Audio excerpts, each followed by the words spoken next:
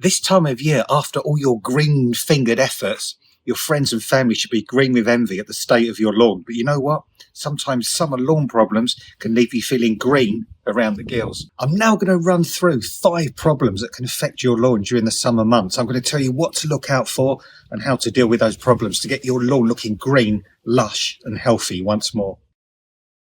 This time of year with the super long days, high light levels, warm temperatures and moisture in the ground, weeds in your lawn can very quickly outcompete the grass and make your lawn look quite scruffy and unattractive. But there's various ways you can actually deal with those weeds. You can deal with them organically if you want to. There are gadgets you can buy that will actually remove weeds from the lawn. Or like me, you can just use an old knife or a screwdriver just to tease those weeds out and actually get rid of them. If you prefer, and if you don't mind, there's chemical control you can use as well. And this comes in 2 forms. You can use a granular form. Sometimes these granular forms also treat moss and feed the lawn as well, giving you that triple action. Or you can use a liquid weed killer for your lawn. The most important thing is you use a selective lawn weed killer. Selective lawn weed killers will only kill broadleaf weeds. They will not kill the grass. And that's so important because if you use the incorrect weed killer, you're going to kill everything, not just the weeds. Moss can be a problem on lawns, even in the summertime. We normally think about moss as being a spring or a winter problem, but we've had a very wet summer this year.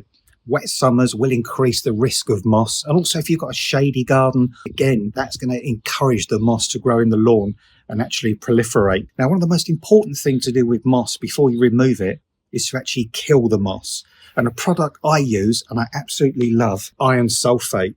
I use iron sulfate dissolved in water, and I just water it over the lawn with a watering can. Really soak the moss, and it's best if you do this on a cool day when the moss is nice and damp. And what you'll find in a very short amount of time is the moss will go black, it'll die, and then in a few days time you can either mechanically or by hand rake that dead moss out and remove it, giving the grass that air, that oxygen, that light it needs to regenerate and to spread and to be green and lush. So you don't have to put up with moss if you don't want to. Nutrient deficiency can really affect your lawn. In fact, I've seen lawns that for years and years and years are just yellow, they're dull, they're lackluster. And you know what? Once you feed one of these lawns, it's just incredible how quickly that lawn revives and turns green. And there's various ways you can actually feed your lawn. The most important thing that lawn feeds have is high nitrogen. Nitrogen is very important for green growth on plants, not just for grass, but for leaves, vegetables, all sorts of plants. Nitrogen is absolutely critical, but nitrogen will really super boost your grass and green it up very quickly, even if it looks sad for a very long time. You can use a granular feed like this one, for example, and sometimes they'll have moss control, and they'll also have weed control there as well. So you can get that sort of triple action. And this just comes as a very fine, granular sort of feed there that you can actually spread over the lawn. You can do it by hand, or as I said, use a spreader for larger areas as well. The only downside sometimes to the granular feeds is if you over apply, they can actually scorch the grass.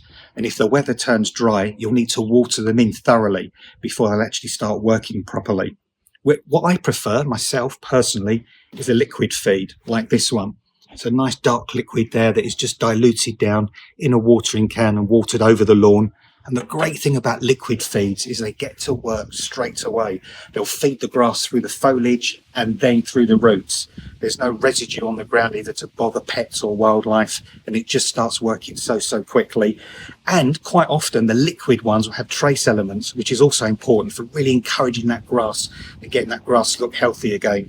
So if your lawn has looked poor and sad and lackluster for a long time, give it a good feed and you'll be absolutely amazed how green, lush and wonderful it will be this time of year in a very short time. Red thread is a disease that can affect your lawn during wet summers. And goodness me, we've had a wet summer this year. Oh, it's that blackbird in the back there. It's very nice, isn't it? Yeah, red thread in wet summer can be a problem. Now, luckily, I don't have red thread on my lawn because I've done what I'm going to tell you to do next to avoid it. Red thread will proliferate, especially on lawns that are very hungry.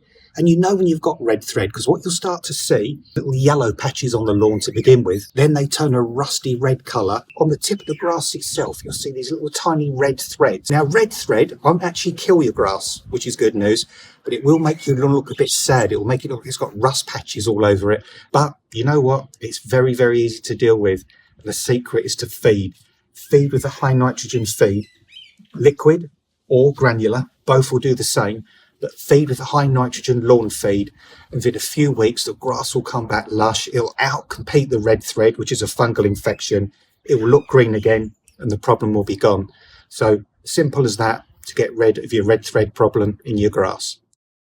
Thatch can be a problem in your lawn. So what is thatch? Thatch basically is a layer of debris, detritus, dead grass, dead weeds, dead moss that builds up at the base of the grass. It makes your lawn really, really spongy and difficult to cut properly, but also it cuts out the light, it cuts out the oxygen, it stops the rain penetrating, and it stops new grass from emerging.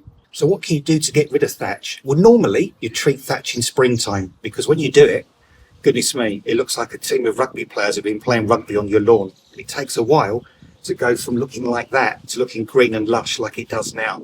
But if you really do need to deal with thatch in the summertime, choose a nice cool damp period or weather, and you've got various options. You can use a lawn rake like this, just a metal lawn rake, and just literally tear out all that thatch. Go one way, then go the opposite way and rake it all out. And for a small area of grass, that's very easy, very simple to do. And then just remove the thatch afterwards, or leave some for the birds to take away and make nests from. But if you've got a larger lawn or a medium-sized lawn, you've got some other options. You can use an electric machine like this one. That will tear the thatch out, that will open the grass up, that will get rid of all that thatch and let the light and the air down to the ground and do it very, very easily for you. But if you've got a really, really huge area and you can't be tethered with cable, use a beast like this, beautiful machine like this. Petrol one will do the job over very, very, very large areas. And both of these machines will collect the thatch as well, so you don't need to go around and rake it up afterwards. So there you go. If you've got problems with thatch in your lawn and you want to deal with it this summer, there's some advice for you to be getting on with to get that lawn looking really, really healthy again and to say goodbye to thatch.